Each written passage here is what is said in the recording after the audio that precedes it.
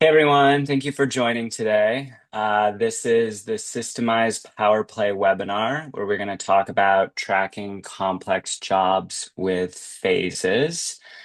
Um, on the call, we have our support team joining. So Annie, Amelia, Angela, they're on the call with us. They're going to be walking through um, phases for you today.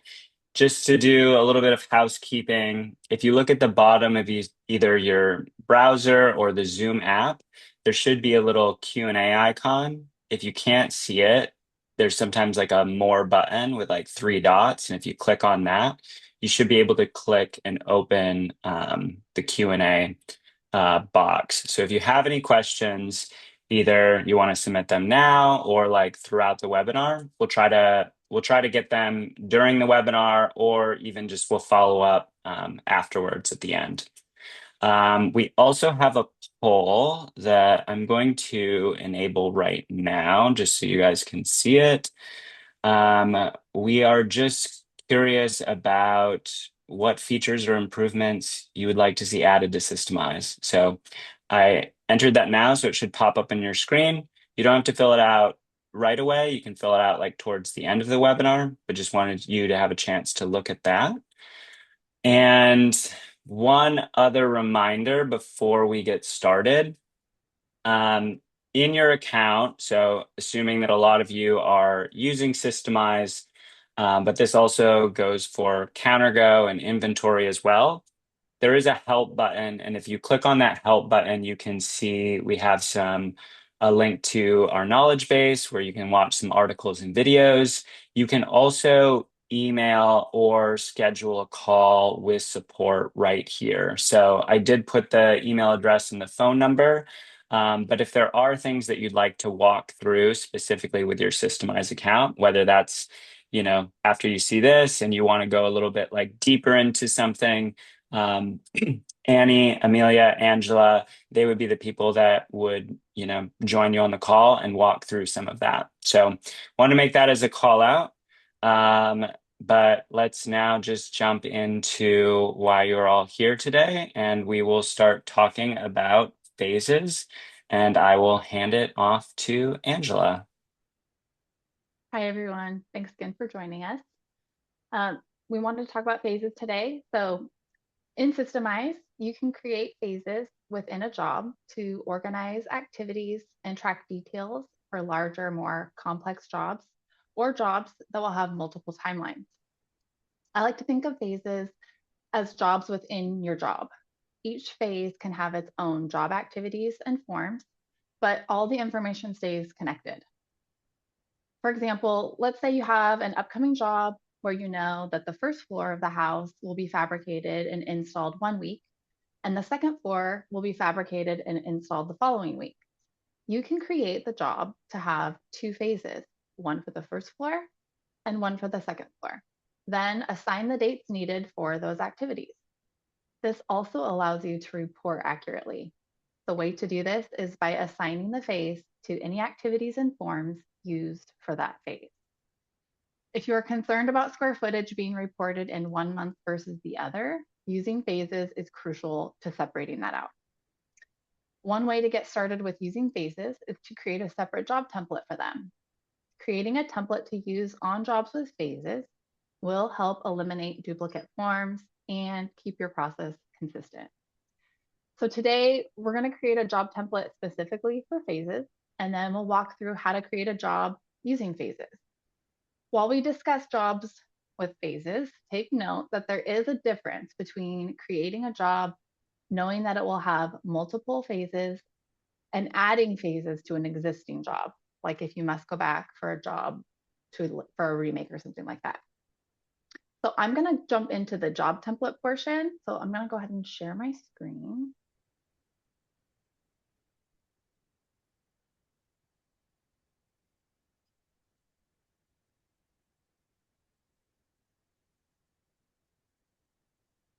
Can you see my screen? Okay. Yep. Yeah, you can. Okay. Okay, awesome. Okay, so I'm in Systemize and I'm going to go into settings. I'm going to choose job. And then I'm going to come down to my templates. So here I've got my standard job template in here, a couple others. Um, I'm going to create my phase template. So I go to plus create at the top, and then I'm going to name this. I'm just going to name it something simple. And then I'm going to add my activity types for my phase. For this example, I'm going to need fabrication and install. So I'm just going to choose those two for my phases, and then I'm going to add my form, my area room details form, and then I'm going to hit save. So now you'll see I have my standard job phase here, my normal activities, but when I want to add a phase to a job, it's just going to pull in these activities and this form to that phase. So I'm going to pass it over to Amelia. Stop sharing. Thank you. I'm going to go ahead and share my screen. I'm going to walk you guys through creating jobs with phases in it in two different ways. So I'm going to share my screen. Let me know when you can see that.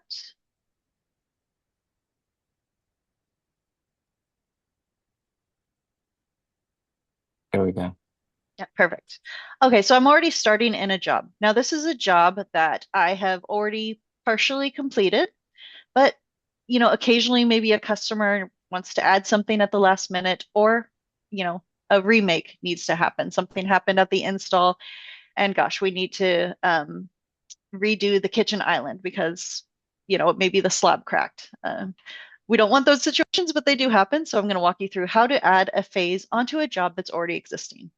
Now, one thing to note is currently right now, this is just kind of my standard job. I have my standard activities and forms in it that I would pull in from my standard job template. Even though I don't have a phase on this yet, this is still considered a phase. It's phase none right now. When we add a phase into here, you'll see everything that's currently existing here go into phase none.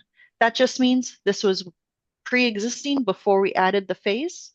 So I'll walk you through how to do that now. So because this one is going to be a rework, I need to go and I use orders in my counter go. I'm going to just walk you through how I do that. I'm going to go into my order first.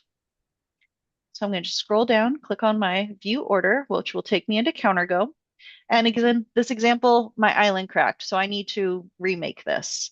I'm going to just click into my order. I'm going to duplicate this island. We're just going to put it over here, and I'm going to write some text in here for remake, just so I know what's going on. Now, up to you. In step 6, first, actually, I'm going to add my other area because I want this separate from the areas I previously already had in there. Whoops, 4 areas. And I'm going to just make this a member of area 3. I'm going to rename this area to my remake, just so, again, I know everything that's going on. It makes it easy. Now, in step number 6, again, this is a remake example. For you guys, depending on who's going to be paying for this, you might need to zero these things out because I'm not going to charge the customer anything extra for that area. I'm going to go ahead and just save my order now. Now, when I go back into my job, I now have 3 areas on my order, and I'm going to add my phase now. So I come down here to phases, I click on the plus create, and I'm going to name this phase rework. And I'm going to pull in my standard phase template. Again, that just pulls in the activities and forms that I want for just a phase. I'm going to hit save. So now that we have our activities up at the top, again, right here, phase none, and now our rework phase, we can schedule these. Now I need to tie my order to the correct phase as well. Right now, everything's in none, but this remake needs to be in phase remake. So I click on that phase and I just click on rework and hit save. Now that my order area is tied to the correct phase, I can come into my job form that automatically pulled into that remake or rework phase because that is added when I created the phase. I'm going to come in here and I'm going to say remake and hit save. That automatically pulls in my information from my CounterGo order. And now I can schedule this job to say my remake fabrication for when this is going to happen. Maybe it's happening tomorrow. So this is how you can create a job that already has that was already in progress to add phases on it. You'll also notice I have some of my current job forms that are show as entire job. Entire job is great for like the job checklist where I don't need to separate it out by phase. It's encompassing the whole job. So that's why I can select that to entire job. If I wanted my, let's say, invoice, right now it's on phase none. If I wanted that to be a part of the entire job, I could click on my invoice and underneath phase, instead of none, I can click on here and choose entire job. And that's just going to say, hey, this is including everything for the job, not just per phase. I'm going to go ahead and move on to how to create a job when you know that it's already going to have phases on it. So in my counter go,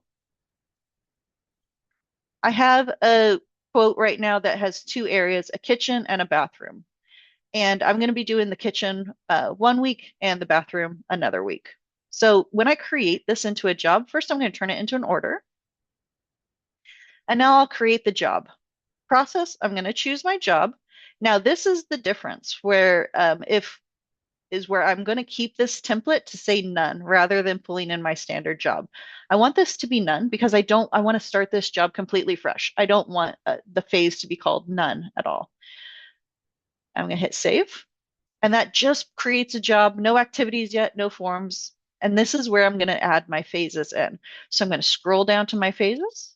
I'm going to click on that plus, and I'm going to name this phase kitchen, or you can call it first floor, second floor, whatever makes sense to you.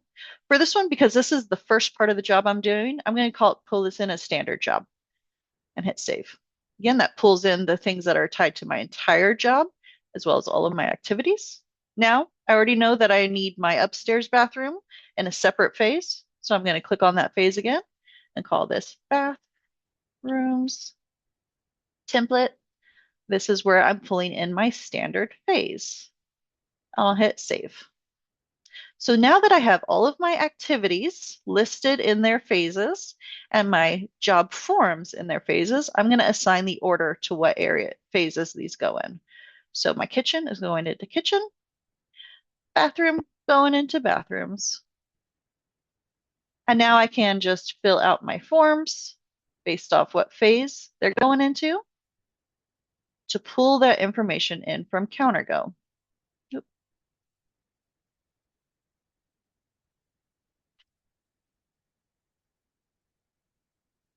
Upstairs bathroom. All right. And again, you can also tie in files to the different phases as well. And that is how you create a job when you know ahead of time that it's going to have separate phases. I'm going to go ahead and pass this on to Annie, who's going to talk a little bit more about the reporting and other things you can do with phases. Thank you. All right, I'll share my screen. Can you see it all right? Yep. Awesome. So the benefit of phases really comes down to separating the different parts of your job, but it's also about separating things like square footage to report on them. So maybe you have a really large job that's going to take place in several different pieces, but when you run a report on fabrication, you don't want it all added up together. You want to actually know how much did we fabricate last month, how much did we do this month. That's where phases can really help. So I've created two jobs that are pretty much identical. This one has multiple template fabrication and install activities, but no phases. The other one is exactly the same, but it has phases. Sometimes when you're using phases, these jobs can get really big. And so we do have a feature at the top where you can filter them. Maybe you say, I just want to see this part of it. So I can select bathrooms, I can see just those activities, I can see just those forms and just those files.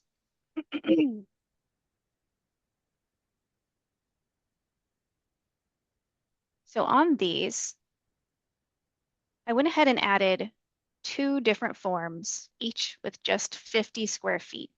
I'm going to point out also, mine looks different than Amelia's because some of you might not have CounterGo. This is sort of assuming maybe you're using a form like this where you're just entering the information rather than pulling it over. So I have two phases, 50 square feet in each, and I wanted to show you what that might look like for a job with phases and a job without when you're looking at it on the calendar or in a report. So on the calendar, you'll notice that this part that has phases, the subtotal will list it as 50 square feet on this day and 50 on this day. On my job without phases, it is actually just going to add those up and you'll just see the total on the last activity. So that gets you more specific information using phases here in the calendar. With reports, it's pretty much the same thing. So if I'm reporting monthly, I can tell that I have, one job that has phases and that's been split up. So I can tell I have 50 square feet in May and 50 in June. The other one, I didn't split it up into phases. So that's all being lumped in June. I will point out too, since we're here, that one handy thing to do with reports, if you're looking at this and saying, these numbers don't look right, where is this coming from, is to just kind of do a sanity check and add in the job name. That way you can tell exactly where it's coming from, which can be useful. And I will often just save this as its own report as well. So I saved one fabrication square feet monthly with detail. I think that is it for this. We did have a few very specific questions from folks about their specific accounts that we can reach out to you about individually. But I think that was it for mine. One thing I just realized I forgot to mention, Annie, if you go back into one of your jobs that has the with phases? Yep. If Okay. you if you scroll down to your forms, Okay. one thing I forgot to do with my remake is just check my form to say remake. This is a way that you can report off of that phase to say, I only want to see how many remake square footage we've done in a month versus how much total square footage we've done in a month. So if you are ever doing remakes, adding a checkbox like that to your forms can be very helpful for reporting on that square footage with phases. And if you're interested in talking more about remakes, feel free to schedule time with us as well. Sometimes folks will find it useful to create new forms for remakes too, just to track details on those. So we'd be happy to help with that as well.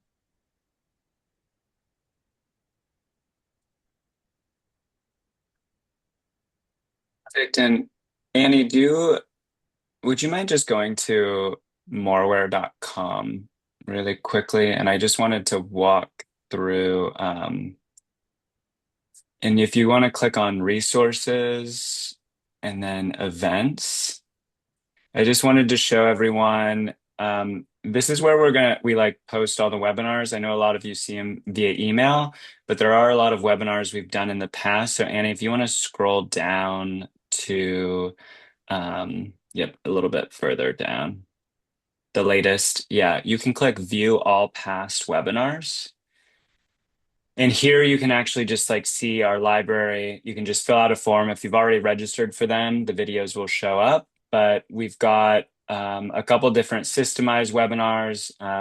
Last month we had one on our slab scanner integration. We also did like a CounterGo, like drawing essentials and some more like complex shapes. So this is just another great resource if you're looking to kind of see more conversations like this. Yeah. I think anything else or? I will answer another question that came in real quick, if you don't mind. Yep. So the question was, for some folks, they might not be using forms to track their square footage. Every once in a while, you'll have people that might have it up here in a job field. Now, if you do it this way, unfortunately, there's not a way to add phases to that. So there isn't a way to separate it. If you add it, the square footage as a job field, it will always have to be added up together, which is kind of the benefit of doing it with phases. Putting it in a form, separating it into phases will help you be able to separate that out. But feel free to reach out to us if you want to talk it over and see if that's a workflow that might work better and how you can make that switch. Awesome. Well, we've recorded this webinar. Once the recording is available, we'll send it out via email. And then we'll also just include a couple resources there that's helpful for you as you walk through phases on your account. Thank you very much. Look out for your email just for future webinars. And then there will be a survey that after you exit the Zoom that should pop up. It'll also be emailed out. If you do have any suggestions on topics or things that you would like to kind of dive a little bit deeper on, we would definitely love your feedback. So thank you, everyone. And thank you, support team. This was really, really helpful. That's actually a comment that just came in. This was very helpful. So thank you. Thank you. Yep. Thank you, guys. Take care, everyone. Bye-bye.